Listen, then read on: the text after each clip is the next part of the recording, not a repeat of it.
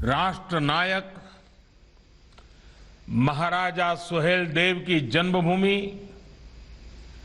और ऋषि मुनियों ने जहां तप किया, बहराइच की ऐसी पावन धरा को मैं आदरपूर्वक नमन करता हूं। वसंत पंचमी की आप सभी को, संपूर्ण देश को बहुत बहुत मंगल कामनाएं। मां सरस्वती भारत के ज्ञान विज्ञान को और समृद्ध करे। आज का दिन विद्या आरंभ और अक्षर ज्ञान के लिए बहुत शुभ दिन माना जाता है। हमारे यहां कहा गया है, सरस्वती महाभागे विद्ये कमल लोचने, विद्या रूपे विशालक्षी विद्याम देहि नमोस्तुते।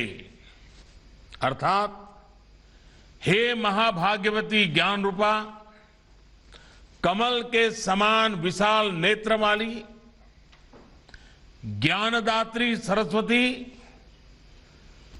मुझको विद्या दीजिए। मैं आपको नमन करता हूं। भारत की मानवता की सेवा के लिए रिसर्च और इनोवेशन में जुटे, राष्ट्र निर्माण में जुटे हर देशवासी को मां सरस्वती का आशीर्वाद मिले, उन्हें सफलता मिले, यही हम सभी की प्रार्थना है। भाइयों और बहनों, रामचरित मानस में गोस्वामी तुलसीदास जी कहते हैं, ऋतु बसंत बह त्रिविध बयारी, यानी वसंत ऋतु में शीतल, मंद, सुगंध, ऐसी 3 प्रकार की हवा बह रही है। इसी हवा, इसी मौसम में खेत, खलिहान, बाग, बगान से लेकर जीवन का हर हिस्सा आनंदित हो रहा है। वाकई हम जिस तरफ देखें तो फूलों की बहार है। हर जीव वसंत ऋतु के स्वागत में खड़ा है। ये वसंत महामारी की निराशा को पीछे छोड़कर आगे बढ़ते भारत के लिए नई उम्मीद, नई उमंग लेकर आया है। इस उल्लास में भारतीयता, हमारी संस्कृति, हमारे संस्कारों के लिए ढाल बनकर खड़े होने वाले महानायक महाराजा सुहेलदेव जी का जन्मोत्सव हमारी खुशियों को और बढ़ा रहा है। साथियों, मुझे करीब 2 साल पहले गाजीपुर में महाराजा सुहेलदेव की स्मृति में डाक टिकट जारी करने का अवसर मिला था। आज बहराइच में उनके भव्य स्मारक के शिलान्यास का सौभाग्य मिला है। ये आधुनिक और भव्य स्मारक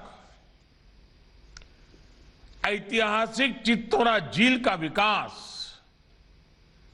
बहराइच पर महाराजा सुहेलदेव के आशीर्वाद को बढ़ाएगा, आने वाली पीढ़ियों को भी प्रेरित करेगा।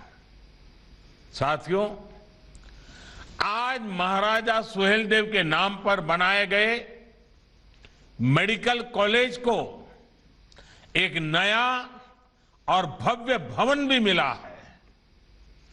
बहराइच जैसे विकास के लिए आकांक्षी जिले में स्वास्थ्य सुविधाएं बढ़ना यहां के लोगों के जीवन को आसान बनाएगा। इसका लाभ आसपास के श्रावस्ती, बलरामपुर, सिद्धार्थनगर को तो होगा ही, नेपाल से आने वाले मरीजों को भी ये मदद करेगा। भाइयों और बहनों, भारत का इतिहास सिर्फ वो नहीं है जो देश को गुलाम बनाने वालों, गुलामी की मानसिकता के साथ इतिहास लिखने वालों ने लिखा। भारत का इतिहास वो भी है जो भारत के सामान्य जन ने भारत की लोक गाथाओं में रचा बसा है, जो पीढ़ियों ने आगे एक पीढ़ी से दूसरी पीढ़ी बढ़ाते रहे हैं। आज जब भारत अपनी आजादी के 75वें वर्ष में प्रवेश कर रहा है, तो ऐसे महापुरुषों का योगदान, उनका त्याग, उनकी तपस्या, उनका संघर्ष, उनकी वीरता, उनकी शहादत, इन सब बातों का स्मरण करना, उनको आदरपूर्वक नमन करना, उनसे प्रेरणा पाना, इससे बड़ा कोई अवसर नहीं हो सकता है। ये दुर्भाग्य है कि भारत और भारतीयता की रक्षा के लिए जिन्होंने जीवन समर्पित कर दिया, ऐसे अनेक नायक नायिकाओं को वो स्थान नहीं दिया गया जिसके वो हकदार थे। इतिहास रचने वालों के साथ इतिहास लिखने के नाम पर हेरफेर करने वालों ने जो अन्याय किया, उसे अब आज का भारत सुधार रहा है, सही कर रहा है, गलतियों से देश को मुक्त कर रहा है। आप देखिए, नेताजी सुभाष चंद्र बोस जो आजाद हिंद सरकार के पहले प्रधानमंत्री थे, क्या उनकी इस पहचान को, आजाद हिंद फौज के योगदान को वो महत्व दिया गया जो महत्व नेताजी को मिलना चाहिए था? आज लाल किले से लेकर अंडमान निकोबार तक उनकी इस पहचान को हमने देश और दुनिया के सामने सशक्त किया है। देश की 500 से ज्यादा रियासतों को एक करने का कठिन कार्य करने वाले सरदार वल्लभ भाई पटेल जी के साथ क्या किया गया? देश का हर बच्चा इस बात को भली भांति जानता है। आज दुनिया की सबसे बड़ी प्रतिमा statue of unity Sardar Patel की है, जो हमें प्रेरणा दे रही है। देश के संविधान देने में अहम भूमिका देने वाले वंचित, पीड़ित, शोषित की आवाज बाबा साहब आंबेडकर को भी सिर्फ राजनीतिक चश्मे से देखा गया। आज भारत से लेकर इंग्लैंड तक डॉक्टर बाबा साहब आंबेडकर से जुड़े स्थानों को पंचतीर्थ के रूप में विकसित किया जा रहा है। साथियों, भारत के ऐसे अनेकों सेनानी हैं जिनके योगदान को अनेक वजहों से मान नहीं दिया गया, पहचान नहीं दी गई। चौरी चौरा के वीरों के साथ जो हुआ, वो क्या हम भूल सकते हैं? महाराजा सुहेलदेव और भारतीयता की रक्षा के लिए उनके प्रयासों के साथ भी यही व्यवहार किया गया।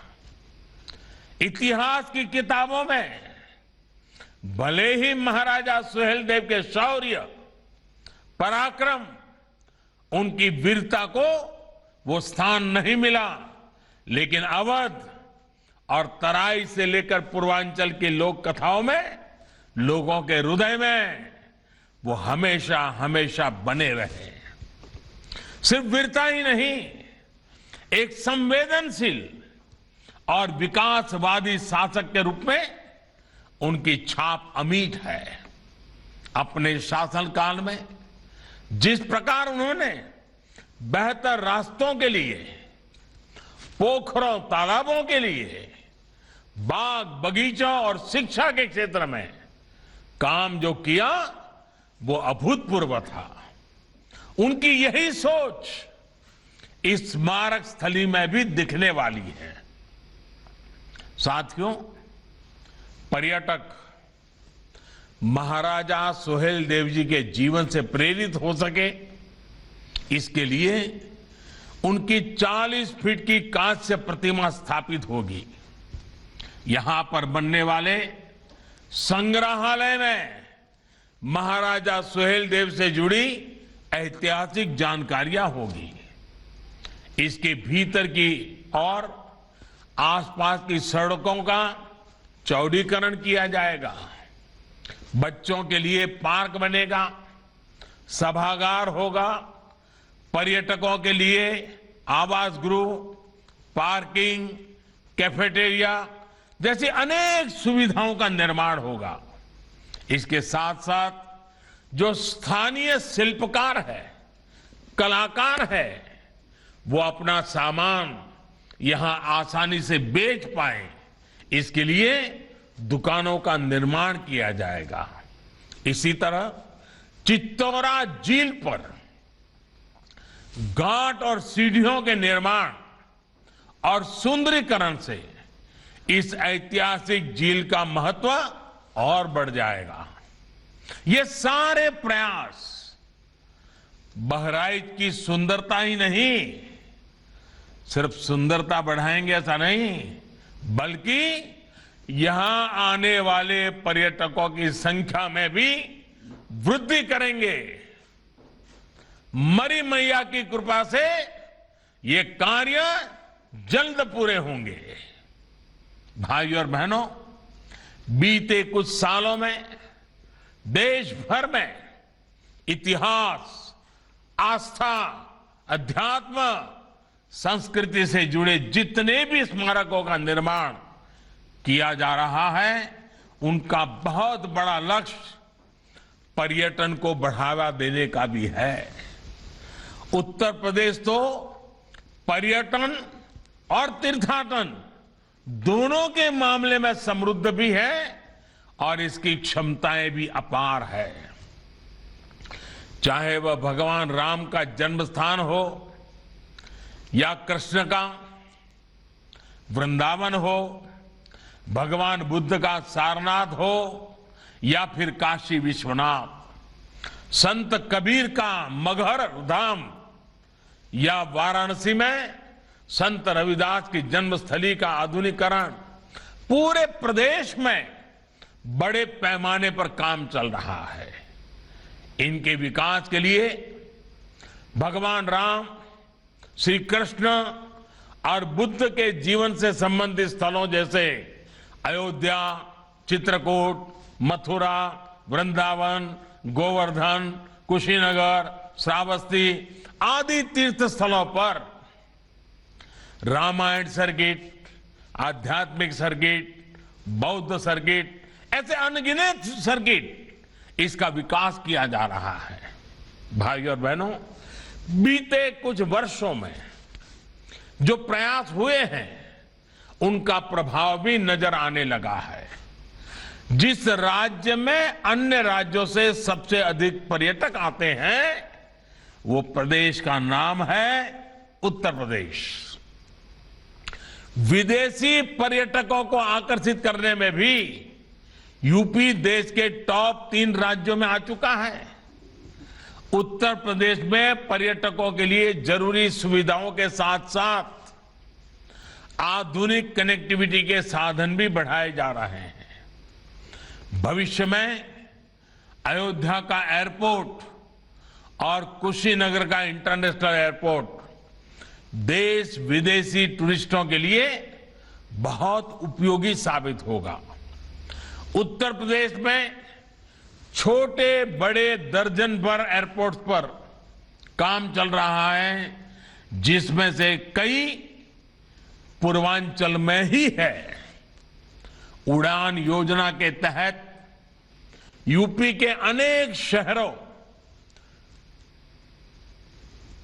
उनका काम कीमत वाली हवाई सेवा से जोड़ने का अभियान चल रहा है, कम कीमत से। इसके अलावा Purvanchal expressway, Bundelkhand expressway, Ganga expressway, Gorakhpur link expressway, Ballia link expressway, ऐसी आधुनिक और चौड़ी सड़कें पूरे यूपी में बनाई जा रही हैं। और ये तो एक तरह से आधुनिक यूपी के आधुनिक इंफ्रास्ट्रक्चर की शुरुआत है। एयर और रोड कनेक्टिविटी के अलावा यूपी को रेल कनेक्टिविटी भी वो भी आज आधुनिक हो रही है। यूपी 2 बड़े डेडिकेटेड फ्रेट कॉरिडोर का जंक्शन है। हाल ही में ही ईस्टर्न डेडिकेटेड फ्रेट कॉरिडोर के एक बड़े हिस्से का लोकार्पण यूपी में ही किया गया है। यूपी में जिस प्रकार आज आधुनिक इंफ्रास्ट्रक्चर पर काम चल रहा है, उससे उत्तर प्रदेश में उद्योग लगाने के लिए देश और दुनिया के निवेशक प्रोत्साहित है। इससे यहां नए उद्योगों के लिए तो बेहतर अवसर बन ही रहे हैं, यहां के युवाओं को रोजगार के नए अवसर भी उपलब्ध हो रहे हैं।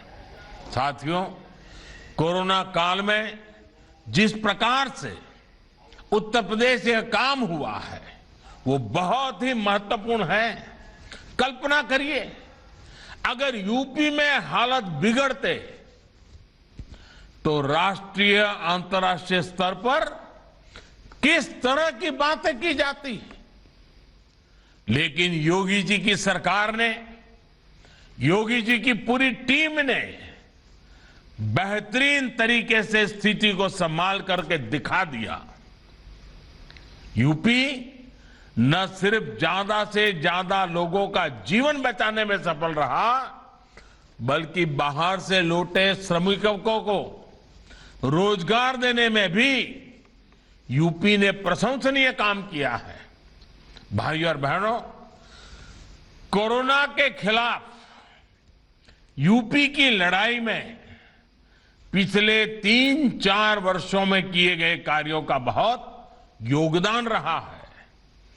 पूर्वांचल को दशकों तक परेशान करने वाली दिमागी बुखार का प्रभाव यूपी ने बहुत कम करके दिखाया है। यूपी में 2014 तक 14 मेडिकल कॉलेज थे, जो आज बढ़कर 24 हो चुके हैं। साथ ही गोरखपुर और बरेली में एम्स का भी काम चल रहा है। इनके अलावा 22 नए मेडिकल कॉलेज और बनाए जा रहे हैं। वाराणसी में आधुनिक कैंसर अस्पतालों की सुविधा भी अब पूर्वांचल को मिल रही है। यूपी जल जीवन मिशन यानी हर घर जल पहुंचाने के लिए भी प्रशंसनीय कार्य कर रहा है। जब शुद्ध पीने का पानी घर घर पहुंचेगा तो इससे अनेक बीमारियां वैसे ही कम हो जाएगी। भाइयों और बहनों, उत्तर प्रदेश में बेहतर होती बिजली, पानी, सड़क और स्वास्थ्य की सुविधाओं का सीधा लाभ गांव, गरीब और किसान को हो रहा है। विशेष तौर पर छोटे किसान जिसके पास बहुत कम जमीन होती है, वो इन योजनाओं के बहुत बड़े लाभार्थी हैं। उत्तर प्रदेश के ऐसे लगभग 2.5 करोड़ किसान परिवारों के बैंक खाते में पीएम किसान सम्मान निधि के माध्यम से सीधे पैसे जमा किए जा चुके हैं। ये वो किसान परिवार हैं जो कभी बिजली का बिल या खाद की बोरी खरीदने के लिए भी दूसरों से कर्ज लेने के लिए मजबूर थे। लेकिन ऐसे छोटे किसानों को हमारी सरकार ने 27,000 करोड़ रुपए से अधिक सीधे ट्रांसफर कर दिए हैं, उनके खाते में जमा कर दिए हैं। यहां किसानों को बिजली न होने की वजह से जो दिक्कतें आती थे, रात रात भर बोरिंग के पानी के लिए जागना पड़ता था, इंतजार करना पड़ता था कि मेरा नंबर कब आएगा, ऐसी तमाम दिक्कतें भी बिजली आपूर्ति सुधरने से अब दूर हो रही है। साथियों, देश की जनसंख्या बढ़ने के साथ खेती की जमीन छोटी से छोटी होती जा रही है। इसलिए देश में किसान उत्पादक संघों का निर्माण बहुत आवश्यक है। आज सरकार छोटे किसानों के हजारों किसान उत्पादक संघ यानी एफपीओ बना रही है। 1-2 बीघा के 500 किसान परिवार जब संगठित होकर बाजार में उतरेंगे तो वो 500,000 बीघा के किसान से भी ज्यादा ताकतवर होंगे। इसी प्रकार किसान रेल के माध्यम से सब्जियां, फल, दूध, मछली और ऐसे अनेक व्यवसायों से जुड़े छोटे किसानों को अब बड़े बाजारों से जोड़ रहा है। जो नए कृषि सुधार किए गए हैं, इनका लाभ भी छोटे और सीमांत किसानों को सबसे अधिक होगा। उत्तर प्रदेश में इन नए कानूनों के बनने के बाद जगह जगह से किसानों के बेहतर अनुभव सामने आने में भी लगे हैं। इन कृषि कानूनों को लेकर भांति भांति का प्रचार करने की कोशिश की गई। ये पूरे देश ने देखा है कि जिन्होंने देश के कृषि बाजार में विदेशी कंपनियों को बुलाने के लिए कानून बनाया, वो आज देसी कंपनियों के नाम पर किसानों को डरा रहे हैं। साथियों, राजनीति के लिए झूठ और अपप्रचार की ये पोल अब स्वयं किसान खोल रहे हैं। नए कानूनों के लागू होने के बावजूद यूपी में इस बार पिछले साल की तुलना में 2 गुने किसानों का धान खरीदा गया। इस बार करीब 65 लाख मैट्रिक टन की खरीद यूपी में हो चुकी है, जो बीते साल की तुलना में लगभग 2 गुनी है। यही नहीं, योगी जी की सरकार गन्ना किसानों तक भी बीते सालों में 1 लाख करोड़ रुपए से अधिक पहुंचा चुकी है। कोरोना काल में भी गन्ना किसानों को दिक्कत ना आए, इसके लिए हर संभव मदद दी गई है। चीनी मिले किसानों को भुगतान कर पाए, इसके लिए केंद्र ने भी हजारों करोड़ रुपए राज्य सरकारों को दिए हैं।